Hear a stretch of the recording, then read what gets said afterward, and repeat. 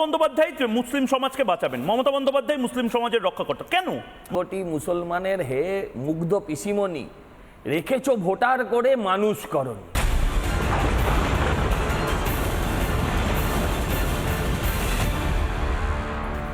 কাসেম সিদ্দিকী একটা শব্দ ব্যবহার করলেন, ওখানে তো ডাঁটসে সব কিছু চলছে, একদম ডাঁট নিয়ে, মানে এটা আমার ভাল লাগে। ওনাদের সমাজ কিন্তু নিজেদের ব্যাপারটা বোঝেন, এবং কেন আরোপ করে দেওয়া যে মমতা বন্দ্যোপাধ্যায় মুসলিম সমাজকে বাঁচাবেন, মমতা বন্দ্যোপাধ্যায় মুসলিম সমাজের রক্ষাকর্তা, কেন? মুসলিম সমাজও বিরক্ত হচ্ছে। আমি একটা কবিতার একটু লাইনগুলো পরিবর্তন করে একটু প্যারোডি টাইপের করেই বলতে চাই। আমরা একটা ছোটবেলায় কবিতা পড়েছিলাম, খুব বিখ্যাত কবিতা, যে 7 কোটি মানুষের হে মুগ্ধ জননী।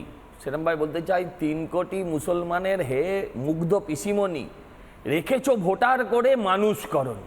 ঠিক এই কথাটাই আজকে হুমায়ুন কবির বলেছে। দেখুন, এই সত্যটা শুধু পশ্চিমবঙ্গের নয়, এই সত্যটা কিন্তু সারা বিশ্বের। ভারতবর্ষ এমন একটা দেশ যে দেশে বিশ্বের সবচেয়ে বেশি মুসলমান থাকে, আর এই দেশেই মুসলমানরা সবচেয়ে বেশি শান্তিতে থাকে। আজকেও আমি একটু আগে আপনাদের যখন এতে অফিসে বসছিলাম, আমি গেস্ট রুমে, সেখানেও দেখাচ্ছিল পাখতুন, ওখানে পাকিস্তানের পাখতুন প্রদেশে, সেখানেও একটা কোনো হামলা হয়েছে, বহু মানুষের প্রাণ গিয়েছে। বাংলায় ক্ষমতায় মুসলমানদের জন্য কি করবেন সেটা বলুন। আপনি ভোটও দেননি, আপনাকে এখন বলবো না, সময় মতো বলবো। হ্যাঁ, সময় মতো ভোট দেবেন, আগে বলুন, তারপর আপনাকে বলবো। আপনি ভোট দেবেন না, আপনাকে বলবো। আমি যেটা বলছি, মুসলমানকে পথ দেখাচ্ছি, তো মুসলমানকে একটা পথ দেখাচ্ছি, শিক্ষিত মুসলমান, অন্য পথ থেকে ভ্রষ্ট করে দিচ্ছে। আরেকজন শিক্ষিত মুসলমান কিন্তু এতক্ষণ ঠিক কথা বলেছে, যে কাসেম আলী, সে কিন্তু ঠিক কথা বলেছে। ঠিক, কাসেম সিদ্দিকী তিনি ঠিক কথা বলেছে, শিক্ষিত মুসলমান। কিন্তু আরেক শিক্ষিত মুসলমান সে রাস্তা গুলিয়ে দিচ্ছে। কারণ আমি আপনাকে বলছি যে এই রাজ্যে হিন্দু মুসলমানের কখনো সম্প্রীতির অভাব ছিল না। বিজেপি এই সম্প্রীতিটাকে নষ্ট করেনি। নিজের দলে ভোটার তৈরি করার জন্য, নিজের ভোট ব্যাংক তৈরি করার জন্য যেদিন ইমাম ভাতা, যেদিন মুয়াজ্জেম ভাতা দিয়েছিলেন, পশ্চিম বাংলায় বিভাজন, ভাগ, পশ্চিমবঙ্গের সাম্প্রদায়িক সম্প্রীতি সমস্ত সেদিন ভেঙেছিল। আমি হিন্দু, আমি পুরোহিত ভাতা চাই না। আমি হিন্দু, আমি চাই যে ওই মুয়াজ্জেম মৌলানা তার ছেলেটার চাকরি হোক, আমরা তার ভাতা বিরুদ্ধে। কেন সরকার ভাতা দেবে? আমরা এটাই বলতে চেয়েছি যে মারছে মুসলমান, মরছেও মুসলমান। ভারতবর্ষে আছে যারা সুস্থ আছে, শান্তিতে আছে, কারণ এই দেশটা এখনো ধর্মনিরপেক্ষ এই কারণে আছে যে এখানে এখনো মুসলিমরা সংখ্যালঘু হয়ে উঠতে পারেননি। আমি আপনাদেরকে একটা কথা বলছি, এই যে অনুপ্রবেশ, এই যে কদিন ধরে আপনারা দেখাচ্ছেন অনুপ্রবেশ অনুপ্রবেশ, আপনি কি ভাবছেন অনুপ্রবেশ হলে পরে শুধু ঘোষ বোস ব্যানার্জি চ্যাটার্জিরা মার খাবে, আজিজুল দ্বারা বাঁচবে এদের হাত থেকে? এরা, এদের জন্ম যেখানে, এদের পৈতৃক ভিটে যেখানে, সেই মানে মায়ানমার, এদেরকে নেয় না, অথচ এখানকার সরকার তাদেরকে বুকে জড়িয়ে দিচ্ছে। কিসের জন্য? শুধু ভোট ব্যাংকের রাজনীতি। এরা হচ্ছে ভোটের লক্ষ্মী, এরা সরকারের ভোটের লক্ষ্মী, এদের দিয়ে শুধু ভোটের পর ভোট করাচ্ছে। আপনি জেনে রাখুন, মমতা দেবীর পরের প্রজন্মও কিন্তু এদের হাত থেকে রক্ষা পাবে না। যে এই আজিজুল দাদের প্রজন্ম, তারাও কিন্তু রক্ষা পাবে না, কারণ এরা এসব কিছু জানে না। এরা আমাদের সম্প্রীতি ব্যাপারটা বোঝে না, যেটা আজিজুল দ্বারা বুঝেও মাঝে মাঝে অবুঝ হন।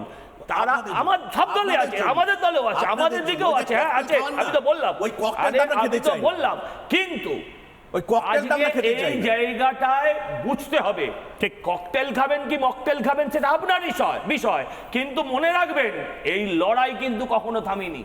এই লড়াই চলতে থাকবে। যেদিন আমাকে মারবে আপনি নিশ্চয়ই মুখ ঘুরিয়ে থাকবেন, আপনি কেউ আপনাদের মধ্যে আনন্দেও থাকতে পারে, কিন্তু তারপর হত্যাকারী আবার তার শিকার খুঁজতে যাবে, তখন হয়তো আজিজুল বিশ্বাসদেরই খুঁজে পাবে। অন্য এবং আজিজুল বিশ্বাসকেও এবার করব। আচ্ছা করব, শুনুন, ওবিসি এ 10% রিজার্ভেশন কনফার্মেশন দেবেন পাওয়ারে আসলে, বলুন আপনি কেন দেব? মুসলিম এখানে 30% কেন, কজন মুসলিম নেতাকে ক্যান্ডিডেট প্রার্থী দেবেন বলুন? একজন দেব না। আপনি শুনুন, কেন দেবেন? এই শেষ করি, শুনুন। আরে চুপ করুন, শুনুন না, শুনতে শিখুন। সংখ্যালঘু দপ্তরের মন্ত্রী যখন ব্যানার্জি হয়, আওয়াজ আছে গলায়। আমরা একজনকেও প্রার্থী দিতে পারি, নাও দিতে পারি। আমি আপনাদের উন্নয়ন দেব, আমরা আপনাদের উন্নয়ন আবার বললাম, আপনি লজ্জা করে না বলতে? বলতে লজ্জা করে হয় কিনা? না। সংখ্যালঘু এটা উন্নয়ন democracy মন্ত্রী, হয় না। সংখ্যালঘু উন্নয়ন মন্ত্রী democracy একজন হয় না। ব্যানার্জি। এটা Representation ডেমোক্রেসি, হয় না। এটা ডেমোক্রেসি। উচিতকার করে বলুন যেটা অন্যায়। আরে মমতা বলুন, বন্দ্যোপাধ্যায় তো মমতা মাইনরিটি ব্যানার্জি এটা অন্যায়। মমতা বন্দ্যোপাধ্যায় কি মাইনরিটি সম্প্রদায়? মানে মমতা বন্দ্যোপাধ্যায়, কেন আমি হবে? আমি আমি কেন দেখলাম হবে? আর না, ভারতবর্ষে কিরেন রিজিজু আছেন, তিনি বৌদ্ধ সম্প্রদায়। মমতা বন্দ্যোপাধ্যায় মাইনরিটি অ্যাফেয়ার্স মিনিস্ট্রিটা কেন রেখেছেন? মমতা বন্দ্যোপাধ্যায় কালী পুজো করেন না? আরে করেন, আমি বলি, আমি দুর্গা বলি, পুজো আমি করেন বলি, না? মানে আজকে কালী না না, পুজো আজকে করেন না? আপনার এক মিনিট, নামাজ পড়েন? এক মিনিট, মমতা আপনি নামাজ ব্যানার্জি, পড়েন? শুনুন, মমতা কি ব্যানার্জি, কথা বলেন? এক মিনিট শুনুন না, মমতা ব্যানার্জি কালী পুজো করবেন এটাই স্বাভাবিক। তাহলে দাঁড়ান না, হিজাব পরে ঈদের নামাজ পড়বেন এটা অস্বাভাবিক। হিন্দুত্ব শেখায় পরধর্ম সহিষ্ণুতা। আপনি যদি হঠাৎ গিয়ে এখন সে তো হরিকীর্তন ঠাকুর শুরু রামকৃষ্ণ করেন, দেব নামাজ আপনি যদি পড়েছিলেন এখন তো? হরিকীর্তন শুরু করেন, ঠাকুর রামকৃষ্ণ এক মিনিট, দেব তো বলতে নামাজ দিন, পড়েছিলেন, বলতে দিন তো না। কি হয়েছে? আরে একদিনের নামাজ পড়ে আরে শোনো, প্রতিদিন বলুন না। ওটা। আর ঠাকুর তো ভোটে দাঁড়ায়নি, আরে মমতা তো ভোটের জন্য করে। ও, ভোটের জন্য। বেশ, হ্যাঁ, আবার কি? আমি আপনার নির্মলদা এটা মনে হলো? নির্মলদা এবং সিনথেসিসটা বোঝেন আপনারা? সিনথেসিস, একদম, আপনি একদম। একবার বলুন তো, রাধামোহন আপনি বাবু একবার এবং বলুন না, দেখে নির্মলদার কাছে জয় যাবো আমি, শ্রীরাম। কিন্তু তার আগে রামকৃষ্ণ ডেকেছে। একদম। আপনি বলুন জয় শ্রীরাম, কোনো বলুন সমস্যা জয় মা নেই। কালী, বেশ বলুন। বেশ, হয়ে গেছে হয়ে গেছে। আমি রাধাবন্ধা আপনার কাছে আসছি, আমি নির্মলদার কাছে যাব, কিন্তু নির্মলদা আরেকবার আপনি মিস করে থাকতে পারেন, আপনি হয়তো একদম ছোট ছোট ওয়ার্ডগুলো হয়তো হয়তো স্লিপ হয়ে গেছে। আমি পিসিআরকে বলবো আরেকবার, হুমায়ুন কবির আজকে যে কথাটা বলেছেন, আমি জানি না এটা কেউ হুমায়ুন কবিরকে বলতে বলেছে কিনা তৃণমূলের অভ্যন্তর থেকে, না হুমায়ুন কবির পুরো তৃণমূল কংগ্রেসের যারা মুসলিম সম্প্রদায়ের মানুষ আছেন তাদের বার্তা দিচ্ছেন। শুনি আরেকবার সবাই। আজকে যে এত খুনোখুনি হয়, ভোটের সময় বা অন্যান্য সময় মারামারি হয়, খুনোখুনি হয়, তারপরে যারা খুন করছে তারাও মুসলিম বেশিরভাগটাই, এবং যারা খুন হচ্ছে তারাও মুসলিম। পঞ্চায়েত ভোটে বলেছিলাম প্রায় 52-53 জন মার্ডার হয়েছিল, সে সময় আমি বলেছিলাম যে মুসলিমরা কেন মার্ডার হচ্ছে, তারা তো দাঁড়াচ্ছে না ভোটে বা কিছু করছে না, কিন্তু তারাও মার্ডার হয়ে যাচ্ছে।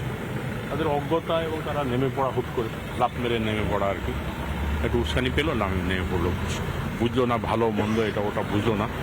তো এটার ক্ষেত্রে একমাত্র পরিবর্তন আনা সম্ভব, অর্থনৈতিক একটা ব্যাপার আছে, তার সঙ্গে পড়াশোনার ব্যাপারটা আছে। অজ্ঞতাটা কি কাজে লাগানো হয়, মানে রাজনৈতিক বিদরা তারা নিজেরাই লেগে পড়ে, কোথায় কি লাগাবে? সবাইকে কি আর মারামারি করতে বা গুলি করতে কেউ বলে? নিজেরাই নেমে পড়ছে, সামান্য কিছু ছোট ছোট ক্ষুদ্র স্বার্থ নিয়ে তারা লেগে পড়ে। অনগ্রসর বরাবরই ছিল, এখন একটু ইমপ্রুভ করেছে। আমাদের যে নতুন সরকার, সে এসে অনেক কাজ করছে এবং তার ফলে অনেকটা ইমপ্রুভ করেছে। অন্য ধর্মের মানুষ যতটা এগিয়ে আছে, মুসলিমরা অতটা এগোতে পারছে না। নানা ধরনের কন্টেন্ট দেখার জন্য লাইক করুন, শেয়ার করুন আমাদের ফেসবুক পেজ, সাবস্ক্রাইব করুন আমাদের ইউটিউব চ্যানেল। পাশাপাশি অন্যান্য ব্রেকিং নিউজের জন্য অবশ্যই চোখ রাখুন রিপাবলিক বাংলায়।